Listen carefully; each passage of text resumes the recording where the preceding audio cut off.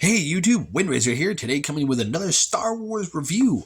And I haven't done a Star Wars Micro Galaxy Squadron review since I did the the police stormtrooper from the Solo movie in the blind box. Darth Maul, the scout trooper on the speeder bike, and the Millennium Falcon. So I owe you guys another one. And today we're going to be looking at none other than one of the ships from the planet Mandalore and the TV show The Mandalorian. And for the life of me, I cannot remember this ship, so I'm just calling it the Javelin, I think it's what they're called. But Bo-Katan's Javelin from The Mandalorian. And yeah, for The Mandalorian. They was also used in the animated Clone Wars.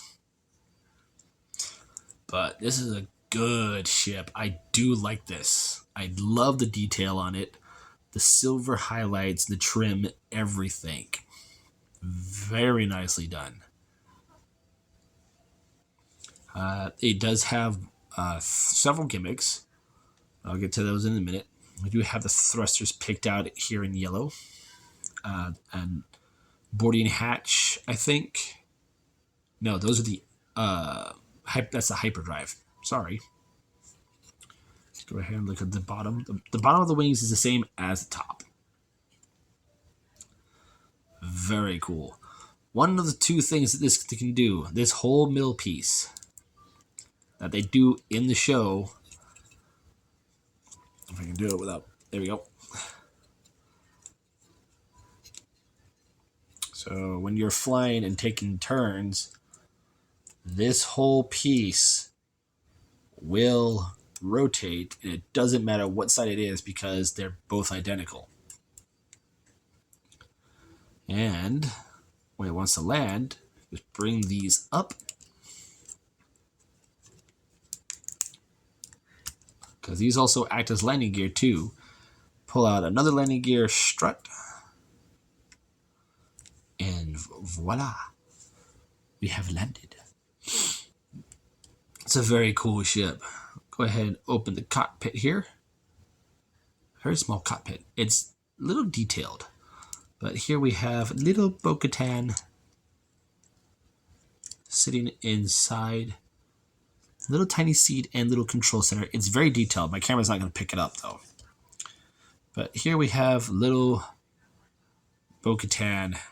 And for the size that she's at, she is painted very nicely. My camera's not going to focus on this because of how small it is this way. If I was going the other way, it would pick it up. But she is nicely detailed, especially in the entirety of her Beskar armor from her legs to her arms, her chest, and helmet. They've even molded the little jetpack on it. She's got her guns here mounted on the sides, belts.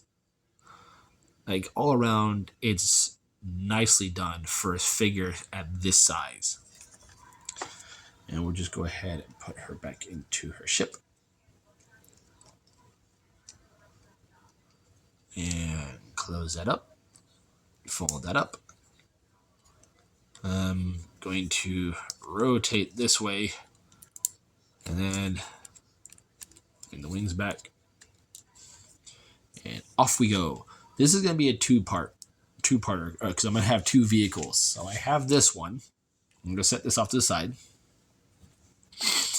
And then I have a ship that everybody should know. The Slave One. Not what they called it in the Book of Boba Fett. I'm not going to give it that name. I'm going to stick with what it was called originally in Empire Strikes Back. This is called Slave One. That name stuck all the way to Star Wars Episode 2, Attack of the Clones. This is Boba Fett's ship, and it was his father's Jango Fett. Now, for Jango Fett, this was blue, gray, and yellow. With Boba Fett, it's seen some years. It's seen some time.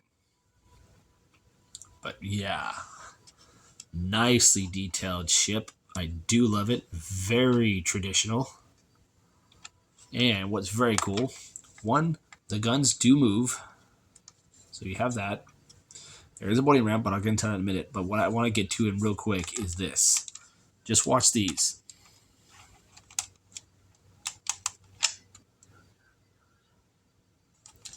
So in doing that, go ahead and open up the cockpit here.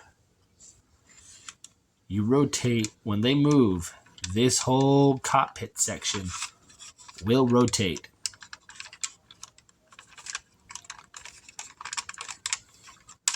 And when it does, so here we have them sitting straight when it's in parked. And we have Boba Fett here and Fennec Shand. I'm not going to take those two out because getting them into those seats is a pain in the butt because their seats have little clips that latch around the legs.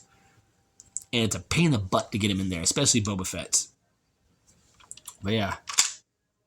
And there we have them in flying mode. Go ahead and close that up. Here we have the back of the ship. And there's one gimmick on this I do love. This little panel right here. We flip that down. Now, if you know what that is, just by looking at it, because my camera's not picking up the detail very well, just by looking at that, that's the sonic seismic charge that Jango Fett launched at Obi-Wan Kenobi around Geonosis, and that Boba Fett used during the Mandalorian to help him get back Grogu. And whenever that sound just goes off, every Star Wars fan who knows what that sound is just yes. I do love how they put that little bit of detail in there. We have another panel here. Go ahead and open this. And in here we have his weapon mount.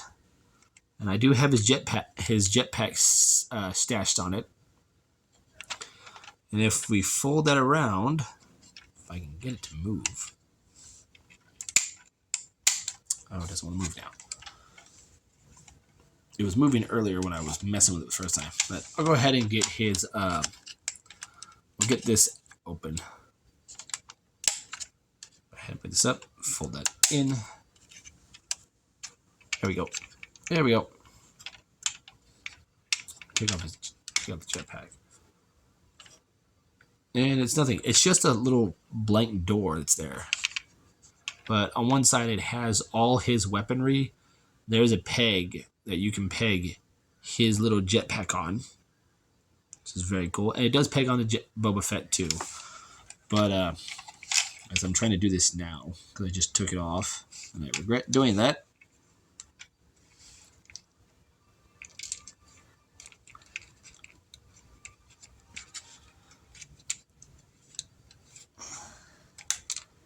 Getting this back into place is a pain in the butt.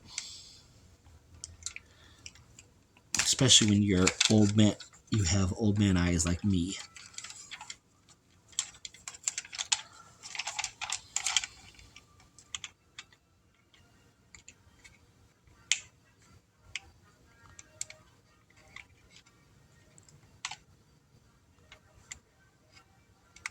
There we go. There we go. Got it in place. And then we have him with his exit ramp out and extended so he can bring up Han Solo or whoever he has in Carbonite. Let's come under here. There's a clip that's holding this door in place. I'll just bring that down. Bring that down. There we go. Fold that in. And then we'll just push this back up. Then we'll fold this door back in. And now we have Slave 1 ready to go and find some more bounties. Now, these are two ships that are two of my favorites in the Star Wars universe for Starfighter class and whatnot. One being Boba Fett's ship has always been my favorite. I used to have the Micro Machine one to where these were movable, but they were one piece and you had to do it manually. With these being new ships that we are just now getting and we've never seen them before, I don't remember them ever being toys of them until now. I do love this line. This line is awesome. It brings the nostalgia of the Micro Machines action fleet back that we had in the late '90s. So yeah, these things are awesome. If I recommend any of them of these two, I highly recommend both the Slave one. I highly recommend this one. It comes with Boba Fett and Fennec Shan from the Book of Boba Fett. This is highly recommended. Bo-Katan's Javelin. If you like scenes from the Mandalorian and if you liked her in the animated Clone Wars, yeah, go ahead, pick it up. Maybe the only Mandalorian ship you ever get. But I'm Windraiser. I'm Windraiser. This has been my review on the Mandalorian Javelin and Slave One. I will catch you all on the next review.